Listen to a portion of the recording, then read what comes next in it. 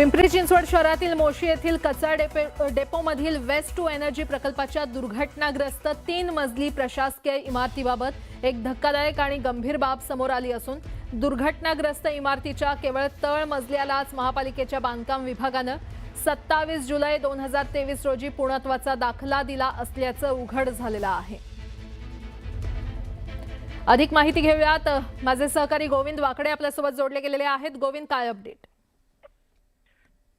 खरं तर न्यूज 18 मराठी सुरुवातीपासूनच असं आपण म्हणत होतो की ही जी इमारत आहे त्या इमारतीचं बांधकाम बफर झोन मध्ये म्हणजे कचरा डेपोच्या आसपास कोणतेही बांधकाम करता येत नाही, तरी देखील हे बांधकाम उभारलं गेलं होतं। त्यामुळे हे बांधकाम नक्कीच अनधिकृत असावं आणि आता न्यूज 18 मराठी ज्या सगळ्या बाबींचा पाठपुरावा करत होतं त्याला खरं तर त्यावर शिक्कामोर्तब झाला असं म्हणता येईल।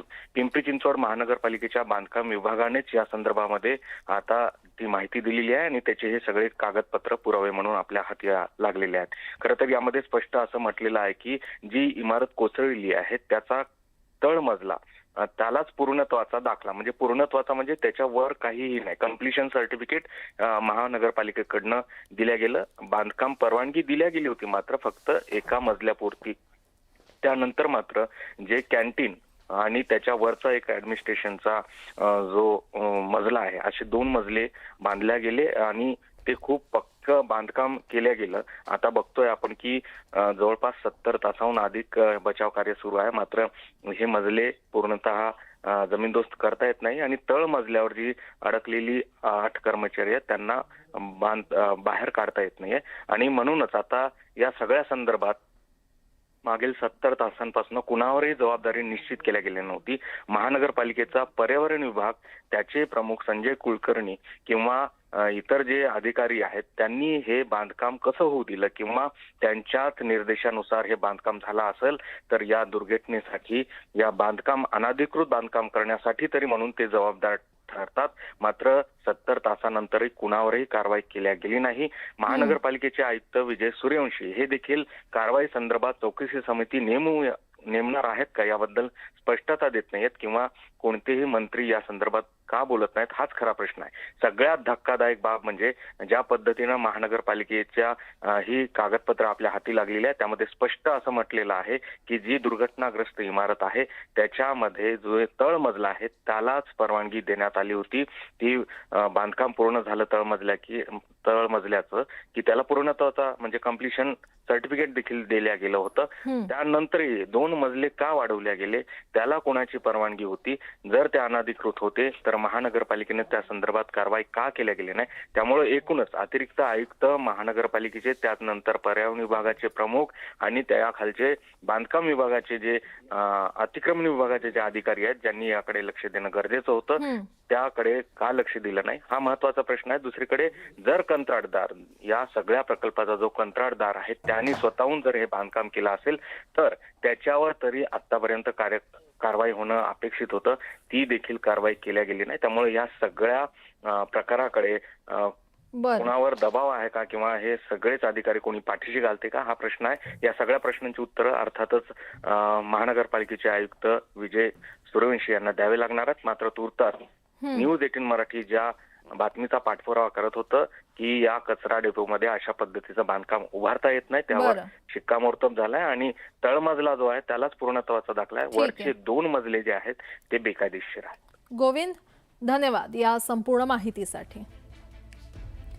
मोशी कचरा डेपोतील इमारत दुर्घटनेला खरं तर 60 तासांहूनही जास्त काळ उलटलेला आहे, मात्र ढिगाऱ्याखाली अडकलेल्या कर्मचाऱ्यांना बाहेर काढण्यात आलेलं नाही आणि त्यामुळे त्यांच्या कुटुंबियांचा बांध फुटताना दिसतोय। बचाव कार्याला आणखी वेग हवा होता अशी अपेक्षा या कुटुंबियांनी व्यक्त केलेली आहे। पाहूया।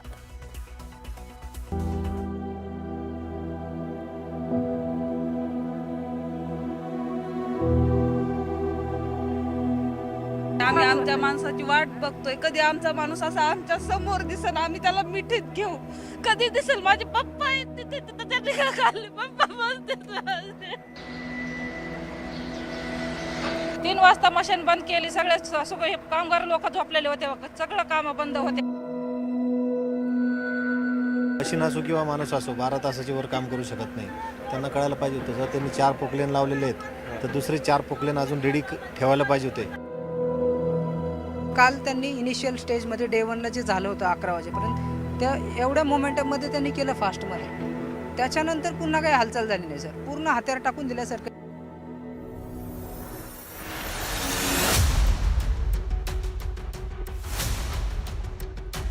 कचऱ्याचा महाकाय डोंगर कोसळून मोशीतील ग्रीन वेस्ट एनर्जी इमारत कोसळून आता 2 दिवस उलटलेत. मात्र अद्यापही ढिगाऱ्याखालील 8 कर्मचाऱ्यांचा काहीच थांगपत्ता लागलेला नाही. इमारतीच्या गेटजवळ त्यांचे कुटुंबीय, मित्रपरिवार डोळे लावून बसलेत, पण त्यांचा माणूस काही बाहेर येत नाही. काल त्यांनी इनिशियल स्टेजमध्ये डे 1ला जे झालं होतं 11 वाजेपर्यंत त्या एवढ्या मोमेंटममध्ये त्यांनी केलं फास्टमध्ये. त्याच्यानंतर पुन्हा काही हालचाल झाली नाही सर. पूर्ण हात्यार टाकून दिल्यासारखं. एकदम NDRF, तुमचे अग्निशमन दल, आयुक्त सगळेजण येतात, फक्त मीडियावरती बोलतात. फिजिकल वर्क 0 आहे. 2 JCB वरती, एक JCB खाली चालतो, एक JCB वर चालतो. दर 2 तासांनी ती मशीन गरम होते, ते बंद आराम करतात. या ढिगाऱ्याखाली अडकलेल्यांच्या सुटकेसाठी सर्व उपलब्ध यंत्रणा पूर्ण क्षमतेनं राबवण्याची मागणी आता केली जाते. मोशीतील या दुर्घटनेकडे मंत्री, आमदार, नगरसेवक अशा सगळ्यांनीच पाठ फिरवल्याचा आरोप या अडकलेल्या कर्मचाऱ्यांच्या नातेवाईकांनी केलाय. मदत आणि पुनर्वसन मंत्री गिरीश महाजन यांनी दुर्घटनेच्या दिवशी संध्याकाळी आणि रात्री अशा 2 वेळा घटनास्थळी भेट देऊन बचाव कार्याची माहिती घेतली. मात्र त्यानंतर ते तिकडे फिरकले नाहीत. पालकमंत्री सुनेत्रा पवार यांनी बचाव कार्याचा आढावा घेत संबंधित अधिकाऱ्यांना सूचना दिल्या. मात्र प्रत्यक्ष दुर्घटनास्थळी त्या एकदाही आलेल्या नाहीत. स्थानिक खासदार अमोल कोल्हे यांनी एकदाही दुर्घटनास्थळाला भेट दिलेली नाही. भाजपचे स्थानिक आमदार महेश लांडगे दुर्घटनेच्या दिवशी एकदाच घटनास्थळी आले, त्यानंतर त्यांनी इथं हजेरी लावलेली नाही. मणक्याचं दुखणं बळावल्यामुळे काही दिवस प्रवासावर मर्यादा आहेत, पण या संपूर्ण दुर्घटनेचा मी सातत्यानं फॉलोअप घेतोय. माननीय आयुक्तांनी सांगितलं की फार मोठ्या प्रमाणावर पाऊस झाला. मग अशा मोठ्या प्रमाणावर पाऊस झाला तर धोका निर्माण होऊ शकतो याची कल्पना ही प्रशासनाला होती का? याचबरोबरीनं महापालिकेचे जे शहर अभियंता आहेत, जे पर्यावरण विभाग बघतात, यांची नैतिक जबाबदारी निश्चित ही होणं गरजेचं आहे. सदोष मनुष्यवधाचा गुन्हा सदर अधिकाऱ्यांवर हा व्हायलाच हवा. काही स्थानिक नगरसेवकांनी येऊन आरोप प्रत्यारोप केले, पण अडकलेल्यांच्या कुटुंबाला धीर देण्याचा किंवा बचाव कार्य वेगानं कसं होईल याचा प्रयत्न कुणीही केलेला नसल्याचं दिसून येतंय. पहिल्या दिवसानंतर बचाव कार्याचा वेग मंदावल्याचा आरोप सध्या करण्यात येतोय.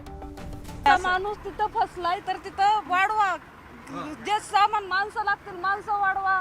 ते क्रेन लागेल काही लागेल ते वाढवा, पण काढा ना आमच्या माणसाला बाहेर. तिथं आम्ही म्हणतो तर आहे तर काढा, तिथं लक्षच देत नाहीये. तळवाडी MIDC त्यांचं पूर्ण पत्रा शेड वगैरे काढण्यासाठी शेकडो JCB वन टाइम लावले. 3 दिवस झालं सर्च ऑपरेशन चालू आहे, रेस्क्यू ऑपरेशन चालू आहे सर. 2 JCB वरती काम करतात हे लोक. का पालिकेकडे काय JCB नाही आहेत का? आता जवळजवळ 12 पोकलेन इथं काम करत आहे. रात्रीपासून हे काम चालू आहे. म्हणजे परवा 8 तारखेच्या 2:30 वाजेपासून हे काम चालू आहे. या कामाचे विविध टप्पे आहेत. तर हे सर्व NDRFचा हा त्यांचा एक्सपर्टीज आहे. त्याप्रमाणे NDRF, आर्मी यांनी एकत्र मिळून ते निर्णय घेऊन त्याप्रमाणे ते केलेलं आहे. वंचित आघाडीचे नेते प्रकाश आंबेडकर यांनी घटनास्थळी भेट दिली. त्यावेळी या कुटुंबियांनी त्यांच्याकडे आपलं गाऱ्हाणं मांडलं. कशातच काय नाही. आता 2 दिवस झाला आम्ही म्हणतो, कालपासून म्हणतो की इकडून मशिनरी लावा खाली. इथं माणसं खाली ढिगाऱ्या खाली आहे का? तर कोणीच ऐकाय ना. धुवा म्हणतात नुसतं लावायचं चालू आहे. काय रात्री 3 वाजल्यापासून काम बंद ठेवलं. कशासाठी ठेवलं होतं काय नाही. आम्ही जेव्हा 6 वाजता बोललो तेव्हा ते चालू केलं. ते कॉन्ट्रॅक्टर गुन्हेगार आहेच त्याच्यामध्ये. त्या कॉन्ट्रॅक्टरवरती गुन्हे दाखल होणारच. हे बिल्डिंग बांधायला ज्यांनी परवानगी दिली ते त्यांचे महानगरपालिकेचे अधिकारी ती येणार का? त्यांनी असं एन्व्हायरमेंटच्या याच्यामध्ये तुम्ही हे जेव्हा ठेवता तेव्हा तुम्हाला तिथे माणसं राहतील अशी व्यवस्था नाही. हे युद्ध पातळीवरती केलं पाहिजे होतं. बायांना आतापर्यंत बॉडीज काढल्या पाहिजे होत्या त्या सगळ्या याच्यामध्ये. इमारतीच्या ढिगाऱ्याखालून गुरुवारी सकाळपर्यंत 9 जणांची सुटका करण्यात आली होती. यात आनंद इंगळे यांचाही समावेश आहे. तब्बल 9 तास ढिगाऱ्याखाली अडकलेल्या इंगळे यांना जिवंत बाहेर पडू शकणार नाही असं वाटलं आणि त्यांनी एक शेवटचा सेल्फी काढून कुटुंबियांना पाठवला होता, पण त्यांची सुखरूप सुटका करण्यात आली. जळगावच्या भावेश वाणीला मात्र सुखरूप बाहेर पडता आलं नाही. ढिगाऱ्याखाली दबल्यानं तसंच ऑक्सिजन न मिळाल्यानं त्यांचा मृत्यू झाला. 8 जुलैला दुपारी 2 वाजल्यापासून NDRF, अग्निशमन दल, लष्कर आणि इतर यंत्रणांकडून अविरत बचाव कार्य सुरू आहे. इमारतीचा ढिगारा हटवून अडकलेल्या कामगारांचा शोध घेण्याचे प्रयत्न सुरू आहेत. पाऊस थांबल्यानंतर आता इमारतीच्या आत शिरून सुरक्षित मार्ग तयार करण्याची मोहीम सुरू करण्यात आली आहे. एरवी उद्घाटन, लोकार्पण अशा सर्व कार्यक्रमांना आवर्जून हजेरी लावून श्रेय लाटणारे लोकप्रतिनिधी आज एवढी मोठी दुर्घटना घडली तरीही इथं फिरकतही नाही आहेत. नेहमी आश्वासनांची खैरात करणारे आणि सर्वसामान्यांच्या हिताच्या आणाभाका खाणाऱ्या लोकप्रतिनिधींना सर्वसामान्यांच्या जीवाचं मोल वाटत नाहीये का, असा प्रश्न या निमित्तानं पडतोय. गोविंद वाकडेसह ब्युरो रिपोर्ट, न्यूज 18 मराठी.